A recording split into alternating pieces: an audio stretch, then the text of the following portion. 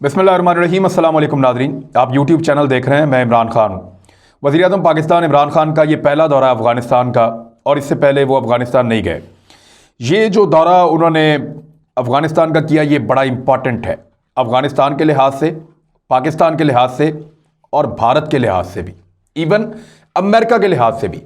पाकिस्तान का ये जो दौरा है अफ़गानिस्तान का, इसके असरात सिर्फ इस खित्ते पे नहीं पड़ेंगे, इसके असरात पूरी दुनिया पे पड़ेंगे। ये एक बहुत बड़ी चीज़ है और इमरान खान साहब ने इसकी टाइमिंग ऐसी शानदार रखी है कि इसका बहुत फ़ायदा होने जा रहा है। मैं अभी आपको बताता हूँ, इसमें बहुत सारी खुशखबरियाँ हैं और दुश्मनों के लिए, जलने के लिए, कुड़ने के लिए, तकलीफ़ के लिए बहुत कुछ है। हमें बाद औक़ात उन चीज़ों की खुशी होती है जो हमें फ़ायदा दे रही हूँ, और बाद औक़ात उन चीज़ों की भी खुशी होती है जो हमारे दुश्मन का नुकसान कर रही हूँ।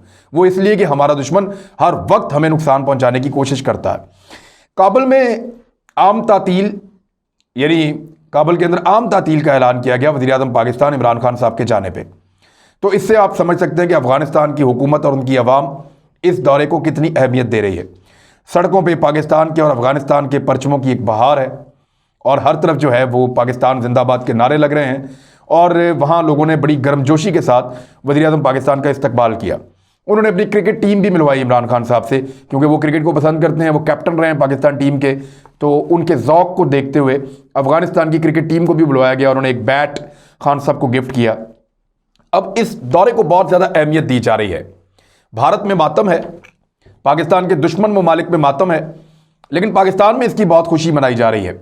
कैसे, मैं आपके सामने रखता हूँ। इसके कुछ नुकात हैं जो मैंने शॉर्ट लिस्ट किए हैं।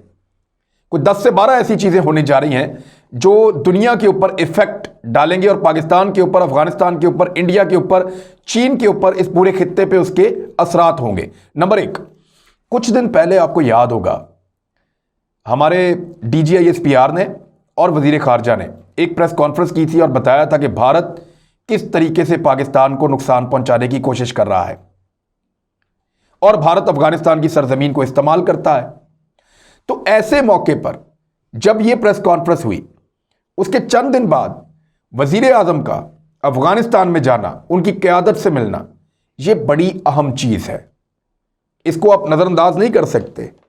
वजीर आजम ऐसे वक्त में जा रहे हैं जब भारत दोबारा से पाकिस्तान में प्रॉक्सी वॉर करना चाहता है और भारत के पास पाकिस्तान को डिस्टेबलाइज करने के लिए सिर्फ एक जगह है, एक इलाका है, जिसको अफगानिस्तान कहते हैं।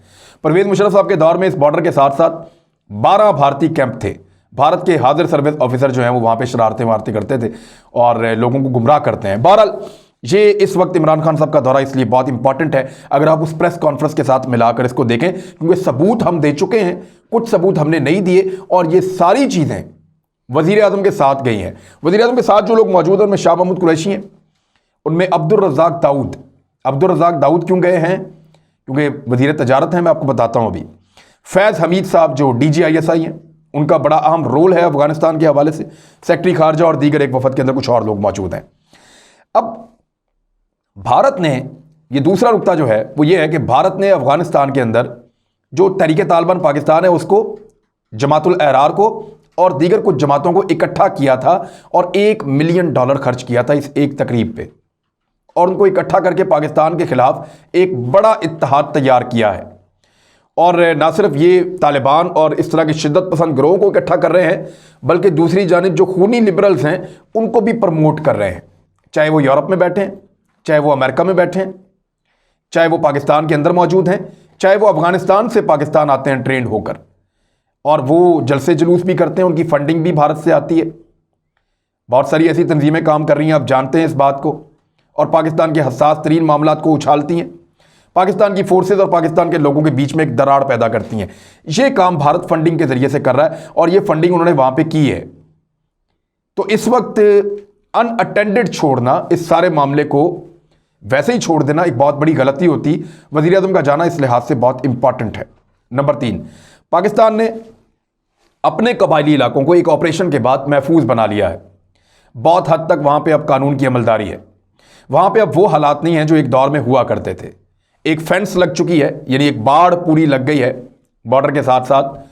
तो अफगानिस्तान का जो बॉर्डर के साथ वाला इलाका है, कबायली इलाका, वो सारा का सारा महफूज नहीं है। वहां पे आज भी इस तरह के लोग मौजूद हैं जो पाकिस्तान को नुकसान पहुंचाना चाहते हैं। और वहीं से भारत फ़ायदा उठाता है।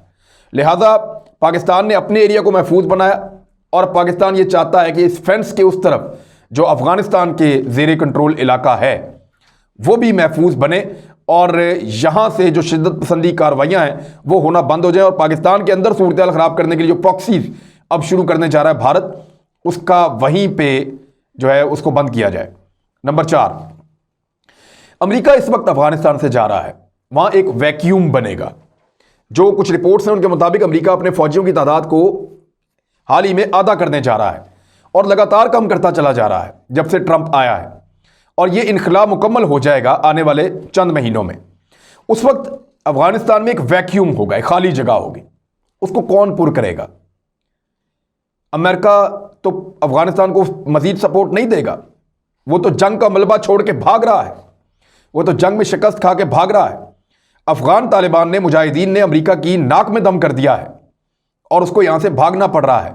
उसके भागने के बाद बजाय इसके कि यहां पे मुख्तलिफ धड़े लड़ें और इस पूरे खित्ते के अंदर एक जंग जैसी कैफियत पैदा हो जाए, क्योंकि अफगानिस्तान में जब जंग लगती है तो पाकिस्तान के हालात ख़राब होते हैं, तो इसलिए पाकिस्तान ने यह बेड़ा उठाया है और पाकिस्तान फौरी तौर पे अफगानिस्तान पहुंचा है कि अमेरिका के इनखला के बाद जो एक वैक्यूम क्रिएट होगा तो इस खित्ते के ममालिक कैसे उसको कंट्रोल करेंगे।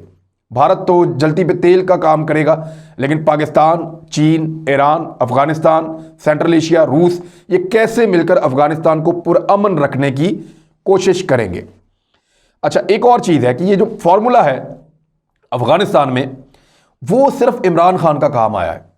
जो फार्मूला, ये 5वां नुक्ता मैं आपको बता रहा हूं कि अफगानिस्तान में इमरान खान का फार्मूला काम किया है, ना अमेरिका का फार्मूला काम किया, ना पाकिस्तान की फौज ने माजी में जो कुछ किया वो फार्मूला काम किया।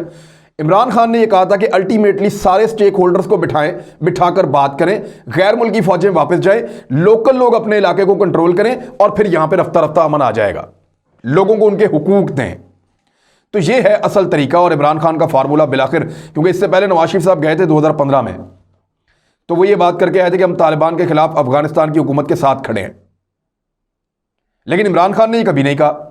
उन्होंने कहा जी हम तालिबान के भी साथ खड़े हैं, अफगान हुकूमत के भी साथ खड़े हैं और हम शुमाली इत्तेहाद के भी साथ खड़े हैं, इकट्ठे हो जाएं, आपका मुल्क है, मिलकर चलाएं इसको और कोई हल निकालें मामले का, मुज़ाकरात के साथ बैठें। ऐसे नहीं हो सकता कि आप जंग लड़ते रहें। यहां कोई फरीक ऐसा नहीं है जिस पे दूसरा हावी हो जाए, सबके अपने अपने कंट्रोल में इलाके हैं। अमेरिका इतनी बड़ी पावर लेके, दुनिया भर की टेक्नोलॉजी लेके, नेटो की इतनी लंबी चौड़ी फोर्स लेकर आज तक तालिबान को शिकस्त नहीं दे सका, तो ये आपस में एक दूसरे को कैसे शिकस्त देंगे।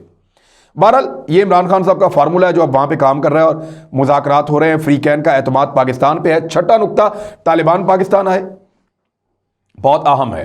तालिबान पाकिस्तान आए, पाकिस्तान पे एतमाद किया, पाकिस्तान को मुज़ाकरात में शामिल किया और पाकिस्तान की बात को माना और वजन दिया। अफगान क़यादत पाकिस्तान आई हाल ही में, उन्होंने भी पाकिस्तान को वजन दिया, पाकिस्तान की बात मानी, पाकिस्तान को तस्लीम किया कि पाकिस्तान ठीक बात कर रहा है और पाकिस्तान ही हमारी सुलह करवा सकता है, मामला हल कर सकता है। तो अफगानिस्तान की पॉलिटिकल क़यादत भी होगी, तालिबान भी होगी और शुमाली इत्तेहाद वो भी आगे पाकिस्तान में बैठे, उन्होंने भी यहां आके बात की। तो इस तरह ये बड़ी अच्छी बात है कि अफगानिस्तान के तीनों बड़े धड़े, जो शुमाली इत्तेहाद, अफगान तालिबान या अफगानिस्तान की गवर्नमेंट या जो उनकी सियासी क़यादत है, उन तीनों का पाकिस्तान के ऊपर एतमाद है और ये पाकिस्तान की एक बहुत बड़ी कामयाबी है, बहुत बड़ी कामयाबी है। दुनिया में कोई ऐसा मुल्क या कोई ऐसी ताकत नहीं है जिस पे ये तीनों धड़े एतमाद करते हों। सेम टाइम में अफगानिस्तान की गवर्नमेंट, अफगानिस्तान के तालिबान, शुमाली इत्तेहाद, ये सारे एक वक्त में किसी पे एतबार नहीं करते, चाहे वो ईरान है, चाहे अमेरिका है, चाहे चाइना है, चाहे इंडिया है, चाहे कोई भी है। लेकिन पाकिस्तान को अल्लाह ताला ने यह कुदरत दी है कि ये तीनों पाकिस्तान की बात मानते हैं, तो पाकिस्तान अपना रोल प्ले कर सकता है और वो करने जा रहा है। अब पाकिस्तान को एक नुकसान ये होता था अफगानिस्तान में शोरिश का या हालात की खराबी का कि भारत उससे फ़ायदा उठा के कबायली इलाकों के हालात ख़राब कर देता था और साथ ही साथ बलूचिस्तान के हालात ख़राब करता था और बलूचिस्तान के नौजवानों को बरगला के, उनको ट्रेनिंग दिलवा के, उनको कराची में और पाकिस्तान के दूसरे शहरों में भेज के वहाँ दहशतगर्दी करवाता था। मैं बात कर रहा हूँ बलूचिस्तान लिबरेशन आर्मी की, बलूचिस्तान लिबरेशन फ्रंट की और दीगर जो तंजीमें वहाँ पर काम कर रही हैं, इस तरह की बनी हुई हैं मलेशिया, तो उनके खिलाफ पाकिस्तान बड़ा इफेक्टिव हो जाएगा अगर अफगानिस्तान पाकिस्तान के साथ मिलकर इन सारे मामलों को देखता है। अच्छा, अब जरा ये 7वें नुक्ते पे आप रुक जाएं, मैं आपको एक चीज़ और बताता हूँ। पाकिस्तान में कबायली इलाकों के और बलूचिस्तान के हालात ख़राब क्यों रहे? कभी गौर किया आपने इस पर? ना वहाँ नौकरी है, ना वहाँ सियाहत है, ना वहाँ लोग जाते हैं, ना वहाँ तालीम है, ना वहाँ कोई कारोबार है। वो लोग करें क्या? उनको आपने दिया ही कुछ नहीं। जो खर्चा आपने लाहौर पे खर्च दिया, कराची पे खर्च दिया, इस्लामाबाद पे खर्च दिया, बड़े बड़े आपने इंडस्ट्रियल शहर बना दिए और यहां पे आपने मौजें करना शुरू कर दी। सिंध के अंदर आपने पैसा खर्च दिया, बड़े बड़े शहरों के अंदर, लेकिन आपने कबायली इलाकों को दिया कुछ नहीं। और ना वहां की सियासी क़यादत ने कभी कुछ लिया। मौलाना फजलुर रहमान साहब वहां से जीते थे, उन्होंने क्या मांगा उनके लिए? जो लिया अपने लिए लिया, अपने रिश्तेदारों के लिए लिया। इसी तरह जो बलूचिस्तान के सरदार हैं, उन्होंने क्या दिया अपने लोगों को सिवाय सड़क बनाने के? जो लिया अपने लिए लिया, अपने खानदानों के लिए लिया, अपनी रियासत को बड़ा करने के लिए लिया। तो ये बहुत बड़ा एक फर्क है जो हमने रखा पाकिस्तान के शहरियों में, कि ना कबायलियों को कुछ दिया, ना बलूचियों को कुछ दिया। और ये बहुत बड़ा जुल्म हमने किया उनके साथ, और उनकी अपनी सियासी क़यादत ने भी किया, ये मानना पड़ेगा। अब आज असद उमर साहब ने एक प्रेस कॉन्फ्रेंस की, उन्होंने कहा जी कि 600 अरब के तरक्याती मंसूबे, 16 डैम्स बनने जा रहे हैं, तालीमी मंसूबे लग रहे हैं, रोजगार बन रहे हैं, इंफॉर्मेशन टेक्नोलॉजी वहां पे लेकर जा रहे हैं और लोगों को नौकरियां भी मिलेंगी। तो ये सिर्फ काम होने जा रहे हैं कबायली इलाका जात में और अफगानिस्तान के दूर दराज इलाका में। अब ये जो मंसूबे वहां पे लगेंगे तो उनके नौजवानों को, अभी इमरान खान साहब ने थोड़ा सा पहले बाजार बनाने का कहा था कि बहुत सारे शहरों में बॉर्डर के साथ साथ बाजार बनेंगे ताकि लीगल बाजार मौजूद हों, अफगानिस्तान से ट्रेड हो, सेंट्रल एशिया से ट्रेड हो, रूस से ट्रेड हो, जो चीज़ें पाकिस्तान से जाएं वो इन बाजारों में पहुंचे, यहां पे एक्टिविटी जनरेट हो इकोनॉमिक, और नौजवान पैसा कमाएं, लोग कारोबार करें, लोगों को नौकरियां मिलें, लोग आगे बढ़ें। तो ये सारा का सारा जो है, ये एक स्ट्रेटजी है जो इस हुकूमत ने अपनाई है, और ये एकदम नहीं हुआ, ये वक्तन फवक्तन ये चीज़ें आगे बढ़ती रही हैं। अच्छी बात यह है कि अब हुकूमत को और एस्टेब्लिशमेंट को इस बात का अदराक है कि इन लोगों को रोजगार दो, इन लोगों को खुशहाली दो, इन लोगों को तरक्की और तालीम और शऊर दो, तो ये पाकिस्तान के साथ खड़े होंगे। ये हमसे ज्यादा पाकिस्तानी है। आप उनको देते कुछ नहीं है और एक्सपेक्ट आप ये करते हैं कि वो आपके लिए जान भी देंगे, तो ऐसा तो नहीं होता। उनकी महरूमियों का फायदा उठा के दुश्मन उनको वरगलाता है। अब इस एंगल पे भी गवर्नमेंट जो है वो काम कर रही है। एक और नुक्ता बड़ा अहम है, जो तिजारत शुरू होने वाली है उसमें अफगानिस्तान का रोल बड़ा इंपॉर्टेंट होगा। आपको मैंने थोड़ा सा पहले एक वीडियो में बताया था कि अफगान ट्रांजिट ट्रेड होती है पाकिस्तान के रास्ते। अफगानिस्तान का माल पाकिस्तान से गुजर के इंडिया जाता है बहुत बड़ी मिकदार में, जिसमें फल हैं, सब्जियां हैं, दीगर बहुत सारी चीज़ें, ये पेरिशेबल आइटम्स हैं ज़्यादातर। तो ये अफगानिस्तान का माल पाकिस्तान से गुजर के इंडिया जाता है, लेकिन पाकिस्तान की इंडिया के साथ कुट्टी है, हमारे उनके साथ हालात ठीक नहीं है। तो फिर हमने क्या किया, इंडिया का माल अफगानिस्तान जाना बंद कर दिया, यानी इंडिया को फायदा नहीं होने दिया, अफगानिस्तान का माल इंडिया में जाता रहेगा, ये हमने फैसला किया था। ट्रक यहां से भर के जाते हैं अफगानिस्तान से इंडिया की तरफ, और इंडिया से अफगानिस्तान की तरफ खाली आते हैं, ये हमने फैसला किया था। अब जो अफगान ट्रांजिट ट्रेड है उसको पाकिस्तान ने बंद इसलिए नहीं किया था, बहुत सारे लोग उस पर शोर मचा रहे थे कि पाकिस्तान ने भी तो अफगानिस्तान के रास्ते बेशुमार तजारत करनी है फ्यूचर में, अगर आज हम बंद करेंगे तो कल वो भी बंद करेंगे। तो इसलिए अफगानिस्तान सेंट्रल एशिया के लिए पाकिस्तान का एक रास्ता है, और ये छोटा रास्ता है। यहां से आपको ईरान की तरफ एक्सेस होती है, सेंट्रल एशिया की तरफ एक्सेस होती है, रशिया की तरफ एक्सेस होती है। तो ये हमने इस रास्ते को खोना नहीं है। तो पाकिस्तान की एक बड़ी अच्छी स्ट्रेटजी है कि आने वाले वक्त में सी पैक को अगर हमने आगे बढ़ाना है तो उसमें हमें अफगानिस्तान की मदद चाहिए होगी। और सी पैक के हवाले से कुछ काम चाइना भी अफगानिस्तान में कर रहा है, चाइना इवन कुछ काम जो है वो ईरान में भी कर रहा है, सेंट्रल एशियन ममालिक में भी कर रहा है, नेपाल और भूटान में भी कर रहा है, और अपने इलाके में तो कर रहा है, और पाकिस्तान तो उसका मेन हब है। आखिर में जाके ये सारे पाकिस्तान में गवादर तक पहुंचेंगे। तो इस तरह पाकिस्तान के लिए बहुत ज़रूरी है अफगानिस्तान और इसके साथ बढ़ते हुए ताल्लुकात। अच्छा, इसमें एक चीज़ और है कि ये जो हमारे अच्छे ताल्लुकात बने हैं इस पूरे रीजन में, ये आप गौर करें कि गुज़िश्ता चंद सालों में ये सब कुछ हुआ है। इसमें पाकिस्तान की एस्टेब्लिशमेंट का बड़ा रोल है, और इमरान खान साहब ने कहा था कि अमन के साथ ही तरक्की आती है। अमेरिका नहीं चाहता था इस खित्ते में कभी भी अमन आए, क्योंकि अगर यहां पे अमन होगा तो ये लोग आगे बढ़ेंगे, तरक्की करेंगे और मुकाबला करेंगे यूरोप का और अमेरिका का, और फिर इनकी मंडियां खुलेंगी, इनके कारोबार बढ़ेंगे, और उसका नुकसान होगा यूरोप और अमेरिकी मंडियों को और उनके हथियार बेचने वालों को भी। तो अब यहां पे अमन कायम हो रहा है। एक आधा कन्फ्लिक्ट था यहां पे अजरबैजान और आर्मीनिया का उस तरफ, वो भी रिजॉल्व हो गया है। कश्मीर का है कन्फ्लिक्ट, वो भी रिजॉल्व हो जाएगा। मैं अभी आपको बताता हूं एक नुकता, इसमें हमने वो भी रखा हुआ है 10वें नंबर पे और वो सबसे अहम है। पाकिस्तान ये चाहता है, इस नुक्ते को ज़रा गौर से सुनिएगा, कि हमारी जो मगरबी सरहद है अफगानिस्तान के साथ वो ठंडी रहे, वहां पे गर्मी पैदा ना हो। क्योंकि हम यहां ऊपर इंडिया के साथ अगर इस वक्त एक कन्फ्लिक्ट में जा रहे हैं, लाइन ऑफ कंट्रोल की सूरत हाल आपके सामने है। इंडिया पाकिस्तान में प्रॉक्सीज शुरू करवाना चाहता है। लद्दाख में चीन और इंडिया की सूरत हाल आपके सामने है। जदीद तरीन हथियार चीन ने नस्ब कर दिए हैं।